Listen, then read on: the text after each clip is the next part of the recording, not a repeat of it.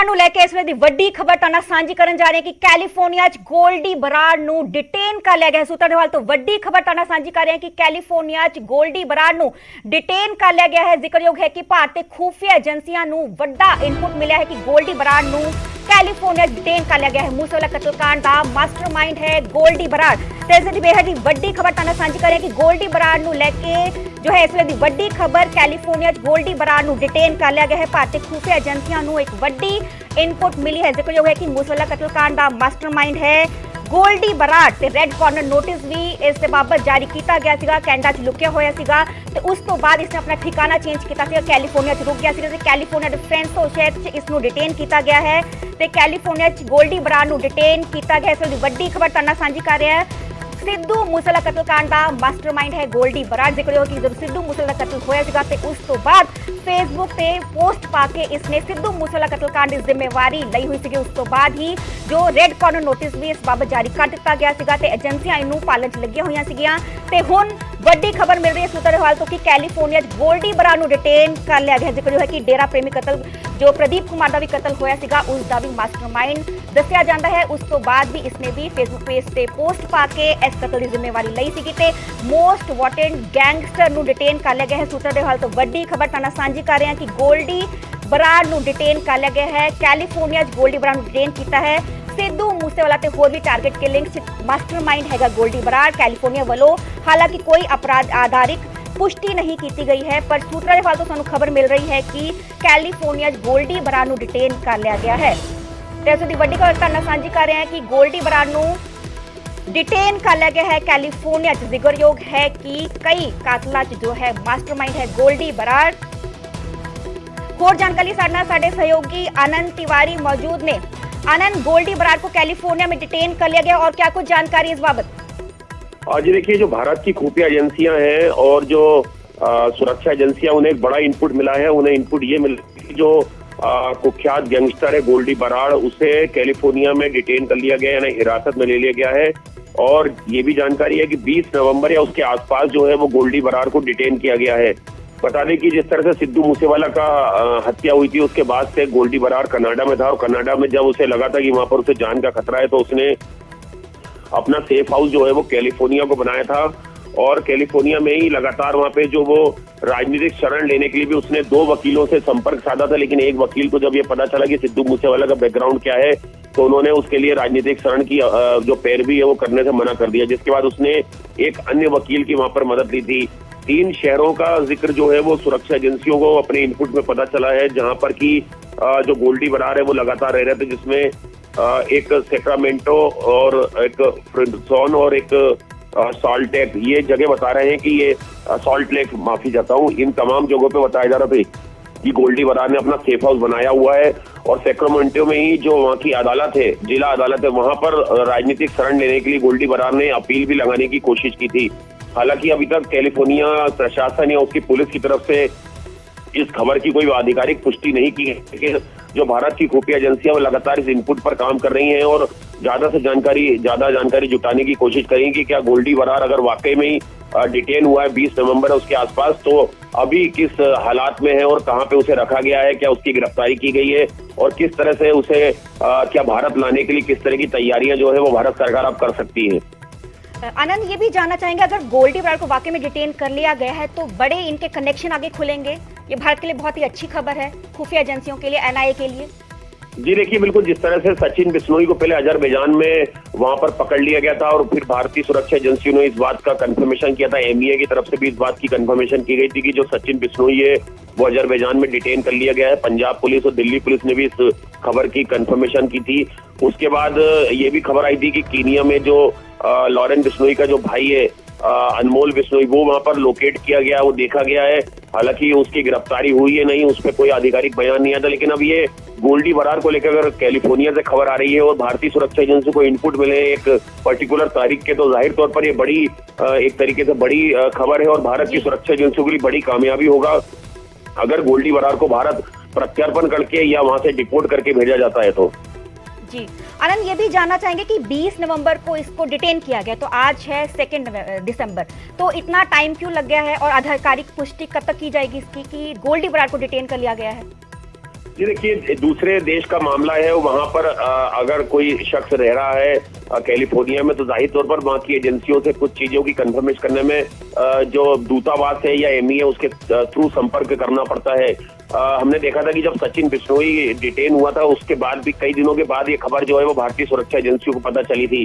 हालांकि भारतीय सुरक्षा एजेंसियां लगातार इस खबर पर काम कर रही है और इस इनपुट पर काम कर रही है, लेकिन आधिकारिक तौर पर अभी कोई भी बयान जो है वो भारत की तरफ से, कोई एजेंसी की तरफ से सामने नहीं आया है और ना ही कैलिफोर्निया की पुलिस या प्रशासन ने इस तरह की कोई खबर है जो जिसको लेके भारत सरकार से संपर्क किया। लेकिन जाहिर तौर पर इंटरनल तौर पर कई चीजें जो है वो अभी सुरक्षा एजेंसियां शायद साझा नहीं करना चाहती है, इसीलिए इस इनपुट पर काम कर रही है और कोशिश की जा रही है कि अगर वाकई में गोल्डी बरार को डिटेन कर या गिरफ्तार कर लिया गया तो भारतीय सुरक्षा एजेंसियां पुरजोर कोशिश करेंगी कि उसे जल्द से जल्द भारत लाया जाए या उसे वहां की सरकार जो है वो डिपोर्ट करके भारत भेजे। जी आनंद, ये भी जानना चाहेंगे, कहीं ना कहीं सिद्धू मूसेवाला के पिता के लिए बहुत ही सुकूनदायक खबर है कि गोल्डी बरार को डिटेन कर लिया गया, अगर वाकई में डिटेन किया गया उसको तो। ये देखिए, लगातार सिद्धू मूसेवाला के पिता इंसाफ की मांग को लेकर लगातार वो बोलते रहे हैं और लगातार उन्होंने पंजाब पुलिस से भी अपनी जान को खतरा बताया था। उन्हें जिस तरह से धमकियां मिल रही थी लगातार सिद्धू मूसेवाला की हत्या के बाद, उन्होंने ये तक कहा था कि देश छोड़ देंगे। अभी अमृतसर में भी उन्होंने एक बयान दिया था और उसके बाद लगातार गोल्डी बरार को लेके सिद्धू मूसेवाला का परिवार जो है वो आहत था कि गोल्डी बरार और लॉरेंस बिश्नोई जैसे गैंगस्टर जो है उन्होंने जेल और विदेश में बैठ के उनके बेटे जो है उसकी हत्याकांड को अंजाम दिया और उस मामले को लेकर लगातार उनकी अपील थी कि इस पूरे मामले में उन्हें इंसाफ चाहिए और उन्हें जो धमकियां मिल रही हैं, जो धमकी देने वाले लोग हैं, गैंगस्टर हैं, उनके खिलाफ कड़ी कार्रवाई जो है पंजाब पुलिस करे। और आपको याद होगा कि चंडीगढ़ में देश के गृह मंत्री से सिद्धू मूसेवाला के परिवार ने काफी देर मीटिंग करी थी और वहां पर भी उन्होंने अपनी तमाम चीजें जो है इस हत्याकांड से जुड़ी वो गृह मंत्री से साझा की थी। इनफैक्ट सीबीआई से जांच करवाने की मांग की थी। जी जी जी, बहुत बहुत शुक्रिया आनंद, हमें तमाम जानकारी देने ਲਈ ਤੇ ਤੁਹਾਨੂੰ ਦੱਸ ਦੇ ਕਿ ਇਸ ਵੇਲੇ ਦੀ ਵੱਡੀ ਖਬਰ ਤੁਹਾਨੂੰ ਸਾਂਝੀ ਕਰ ਰਹੇ ਹਾਂ ਗੋਲਡੀ ਬਰਾੜ ਨੂੰ ਲੈ ਕੇ ਕਿ ਕੈਲੀਫੋਰਨੀਆ 'ਚ ਗੋਲਡੀ ਬਰਾੜ ਨੂੰ ਡਿਟੇਨ ਕੀਤਾ ਗਿਆ। ਸੂਤਰਾਂ ਦੇ ਹਵਾਲੇ ਤੋਂ ਇਸ ਵੇਲੇ ਦੀ ਵੱਡੀ ਖਬਰ, ਮਾਸਟਰਮਾइंड ਹੈ ਸਿੱਧੂ ਮੂਸੇਵਾਲਾ ਕਤਲकांड ਦਾ ਤੇ ਡੇਰਾ ਪ੍ਰੇਮੀ ਕਤਲकांड ਦਾ ਵੀ ਮਾਸਟਰਮਾइंड ਹੈ ਤੇ ਉਸ ਨੂੰ ਡਿਟੇਨ ਕਰ ਲਿਆ ਗਿਆ। ਸੂਤਰਾਂ ਤੋਂ ਵੱਡੀ ਖਬਰ, ਹਾਲਾਂਕਿ ਕੈਲੀਫੋਰਨੀਆ ਵੱਲੋਂ ਕੋਈ ਅਧਿਕਾਰਿਕ ਪੁਸ਼ਟੀ ਨਹੀਂ ਕੀਤੀ ਗਈ ਹੈ, ਪਰ ਸੂਤਰਾਂ ਦੇ ਹਵਾਲੇ ਤੋਂ ਵੱਡੀ ਖਬਰ ਤੁਹਾਨੂੰ ਸਾਂਝੀ ਕਰ ਰਹੇ ਹਾਂ ਕਿ ਗੋਲਡੀ ਬਰਾੜ ਨੂੰ ਅਮਰੀਕਾ ਦੇ ਕੈਲੀਫੋਰਨੀਆ 'ਚ ਡਿਟੇਨ ਕਰ ਲਿਆ ਗਿਆ ਹੈ। ਭਾਰਤੀ ਖੁਫੀਆ ਏਜੰਸੀਆਂ ਨੂੰ ਇਨਪੁਟ ਮਿਲਿਆ ਹੈ, ਸਿੱਧੂ ਮੂਸੇਵਾਲਾ ਕਤਲकांड 'ਚ ਮਾਸਟਰਮਾइंड ਹੈ ਗੋਲਡੀ ਬਰਾੜ।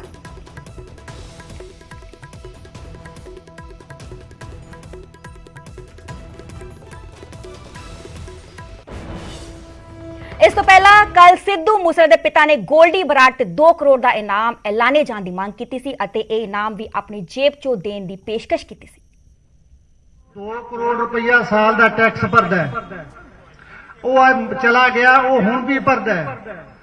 ਅਸੀਂ ਪਹਿਲੇ 2 ਸਾਲ ਗਾਇਆ ਪਰ ਸਾਡੇ ਬੈਂਕ 'ਚ ਖਾਤਾ ਨਹੀਂ ਸੀ। ਅਸੀਂ ਯਾਰਾਂ ਦੋਸਤਾਂ ਦੇ ਸਹਾਰੇ ਤੇ ਚੱਲੇ, ਜਿਹੜਿਆਂ ਨੇ ਰੱਜ ਕੇ ਠੱਗੀਆਂ ਮਾਰੀਆਂ।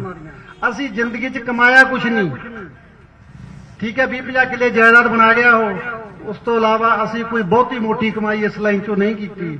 ਅਸੀਂ ਅੱਜ ਵੀ 1 ਨੰਬਰ ਦੇ ਟੈਕਸ ਪੇ ਕਰਦਾ ਤਾਂ ਇਮਾਨਦਾਰੀ ਨਾਲ ਇੱਕੋ ਹੀ ਬੈਂਕ ਖਾਤਾ ਜ਼ਿੰਦਗੀ ਦੇ ਵਿੱਚ ਦੂਜਾ ਖਾਤਾ ਨਹੀਂ ਖਿਲਾਇਆ ਕਰ। ਉੱਥੇ ਸਾਡੀ ਸਾਰੀ ਇਨਕਮ ਹੈ। ਸਰਕਾਰ ਨੂੰ 2 ਕਰੋੜ ਰੁਪਇਆ ਹਰੇਕ ਸਾਲ ਦਾ ਟੈਕਸ ਦਿੰਦਾ। ਮੇਰੀ ਸੈਂਟਰ ਸਰਕਾਰ ਦੇ ਚਰਨਾਂ 'ਚ ਬੇਨਤੀ ਹੈ ਵੀ ਘੱਟੋ ਘੱਟ ਜਿਹੜਾ ਟੈਕਸ ਮੇਰੇ ਤੋਂ ਲੈਣੀ ਹੈ ਉਹੀ ਅਨਾਉਂਸ ਕਰ ਦੇ। ਆਸਟ੍ਰੇਲੀਆ ਦੀ ਲੜਕੀ ਨੂੰ ਮਾਰ ਕੇ ਬੰਦਾ ਆਪਣੇ ਪੰਜਾਬ 'ਚ ਆ ਗਿਆ, ਅਗਲਿਆਂ ਨੇ $1 ਮਿਲੀਅਨ ਅਨਾਉਂਸ ਕੀਤਾ, ਉਹਦੇ ਨਾਂ ਤੇ 6ਵੇਂ ਦਿਨ ਫੜਾਤਾ ਅਗਲਿਆਂ ਨੇ। ਗੋਲਡੀ ਬਰਾੜ ਕੋਈ ਬਾਹਲੀ ਵੱਡੀ ਚੀਜ਼ ਨਹੀਂ ਹੈ, ਲਾਰੈਂਸ ਵਰਗੀਆਂ ਕਤੀੜਾਂ ਨੂੰ ਮਾਰਨਾ ਕੋਈ ਬਹੁਤੀ ਵੱਡੀ ਗੱਲ ਨਹੀਂ ਹੈ, ਪਰ ਕਿਉਂ ਖਰਚਾ ਬਣਾ ਰੱਖਿਆ ਤੁਸੀਂ ਸਾਰਾ ਇਹ? ਤੁਸੀਂ ਸਾਡਾ ਪੰਜਾਬ, ਸਾਡੀ ਜਵਾਨੀ ਗੈਂਗਸਟਰਾਂ ਦੇ ਹਵਾਲੇ ਕਰ ਰੱਖੀ ਹੈ ਸਾਰੀ। ਅਸੀਂ ਕਿਵੇਂ ਕਹੀਏ, ਅਸੀਂ ਲੀਡਰਾਂ ਨੂੰ ਬਦਨਾਮ ਨਹੀਂ ਕਰਨਾ ਚਾਹੁੰਦੇ, ਪਰ ਇਹ ਗੱਲ ਹੈ ਵੀ ਤੁਸੀਂ ਕਾਰਵਾਈ ਕਿਉਂ ਨਹੀਂ ਕਰਦੇ ਉਹਨਾਂ ਦੇ ਉੱਤੇ? ਕਾਰਵਾਈ ਹੋਣੀ ਚਾਹੀਦੀ ਹੈ। ਐਡੀਆਂ ਸੈਲੀਬ੍ਰਿਟੀਆਂ ਜਿਹੜਾ ਸਰਕਾਰ ਦਾ ਵੀ ਢਿੱਡ ਭਰਨ, 100 ਪਰਿਵਾਰਾਂ ਨੂੰ ਰੁਜ਼ਗਾਰ ਵੀ ਦੇਣ, ਔਰ ਉਹਨਾਂ ਨੂੰ ਤੁਸੀਂ ਜਾਨਵਰਾਂ ਵਾਂਗੂ ਮਾਰ ਦਿਓ ਜਾ ਕੇ ਉੱਥੇ। ਇਹ ਕੋਈ ਹੱਲ ਥੋੜ੍ਹਾ ਹੋ ਗਿਆ। ਤੁਸੀਂ ਕਿਉਂ ਨਹੀਂ ਰਿਵਾਰਡ ਜਿਹੜਾ ਉਹਦਾ 2-4 ਕਰੋੜ ਰੁਪਏ ਦਾ ਅਨਾਉਂਸ ਕਰਦੇ ਵੀ ਜਿਹੜਾ ਗੋਲਡੀ ਨੂੰ ਫੜਾਊਗਾ ਉਹਨੂੰ ਇੰਨਾ ਇਨਾਮ ਦੇਵਾਂਗੇ?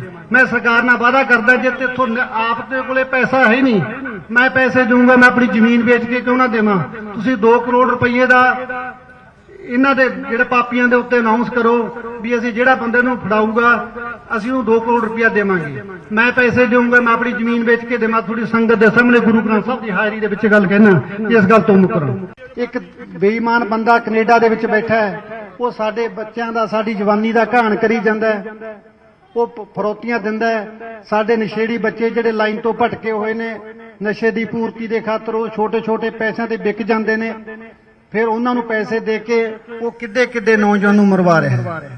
ਇਸੇ ਗੱਲ ਤੋਂ ਮੈਂ ਦੁਖੀ ਹਾਂ ਵੀ ਜੋ ਗੈਂਗਸਟਰ ਦੇ ਨਾਲ ਪੁਲਿਸ ਦਾ ਵਰਤਾਵ ਹੈ ਉਹ ਇੱਕ ਮਹਿਮਾਨਾਂ ਵਾਲਾ ਹੈ। ਉਹ ਉਹਨਾਂ ਤੋਂ ਲਾਰੈਂਸ ਦਾ ਕਿਉਂ ਨਹੀਂ ਨਾਰਕੋਟਿਕ ਟੈਸਟ ਕੀਤਾ ਜਾਂਦਾ? ਸਾਰੇ ਚਿਹਰੇ ਨੰਗੇ ਹੋਣ। ਕਿਹੜੇ ਪੋਲੀਟੀਕਲ ਲੀਡਰ ਉਹਨੂੰ ਸਪੋਰਟ ਕਰਦੇ ਆ? ਕਿਹੜੇ ਸਾਡੇ ਭੱਦਰ ਪੁਰਸ਼ ਜੋ ਸਫੈਦਪੋਸ਼ ਹੋਮਲੈਂਡ 'ਚ ਰਹਿੰਦੇ ਨੇ ਜਾਂ ਉਹ ਨੇੜੇ ਤੇੜੇ ਉਹਨਾਂ ਦਾ ਦੋਸਤੀਆਂ ਪਾਈਆਂ ਹੋਈਆਂ, ਉਹਨਾਂ ਦਾ ਕੀ ਕਾਰੋਬਾਰ ਹੈ? ਤੁਸੀਂ ਨਾਰਕੋ ਟੈਸਟ ਕਰੋ, ਜੱਗੂ ਦਾ ਕਰੋ ਔਰ ਲਾਰੈਂਸ ਦਾ ਕਰੋ। ਬਾਕੀ ਕੇਸਾਂ ਦੇ ਵਿੱਚ ਕੀ ਸੈਂਟਰ ਗਵਰਨਮੈਂਟ ਦੇ ਨਹੀਂ ਕੀਤੇ?